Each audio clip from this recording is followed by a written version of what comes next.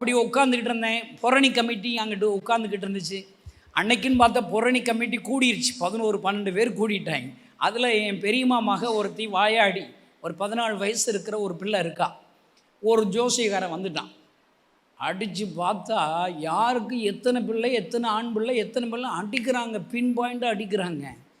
அவள் சொல்கிறா, ஏ கணேசா பாத்தியாடா எங்கள் சாமியே எப்படி சொல்கிறாரா, ஓ ஏசு கோசு அப்படின்ட்டா. நமக்கு ரோசம் வந்துருச்சு பாருங்க. என்னடா இந்த பைபிளில் நம்மளை இப்படி சொல்லிட்டாலே. நான் சொன்னேன், வா நானும் ஜோசியம் சொல்லுவேன். ஏன்னா என் சொந்தக்காரங்க உட்காந்துருக்க புரணி கமிட்டி எல்லாம் யாருக்கு எத்தனை பிள்ளை எனக்கு ஜோசியம் சொல்லுவேன், எல்லாம் தெரியும். நான் ஜோசியம் சொல்கிறதா இருந்தால் யாருக்கு சொல்லணும், அந்த ஜோசியக்கார பைபிளைக்கு தான் சொல்லணும். இங்கே வாடா, இங்கே வாடா, நான் தலையில் கை வச்சு ஜோசியம் சொல்கிறேன். இங்கே இவ்வளோ பேருக்கு பிரச்சனை என்னன்னு சொல்கிறியே, உனக்கு நைட்டெல்லாம் வயிறு வலி வந்து நீ வாட்டுக்கு வயிறு வலிக்குது உருண்டு ஐயோ நான் செத்து போயிடணும் சூசைடு அட்டன் பண்ண போனையா இல்லையா? போனையா இல்லையா? வயிறு வலி உருள்றான், அம்பிட்டு பெரிய வலி.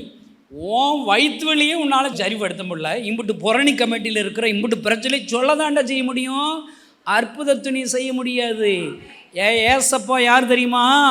பிரச்சனை என்னன்னு சொல்லவும் செய்வார், உன் பிரச்சனைகளை மாற்றி அற்புதங்களையும் செய்வார் என்று சொன்னேன்.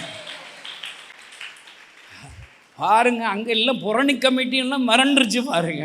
வாடா வாடா உனக்கு ஜோம் பண்ணுறானே, கழுதை காசா பணமாக வாயை வளைக்க போகுது, பக்கத்தில் சொல்லுங்க காசா பணமாக வாயை வளைக்க போகுது. அவன் தலையில் கை வச்சு இயேசுவின் நாமத்தினாலே இவனுக்கு வருகிற காலகாலமாக இருக்கிற வயிற்று வலிகள் இயேசுவின் நாமத்தினாலே விலகுவதாக அப்படி சொன்னேன். நிறையாச்சு. அத்தோடு அவன் தம்பி கணேசா இன்னையிலிருந்து இந்த ஜோசிய தொழிலை விட்டு ஏசப்பாவுக்கு நான் என் வாழ்க்கையை ஒப்பு கொடுத்துட்டேன்னு போயிட்டே போயிட்டான்.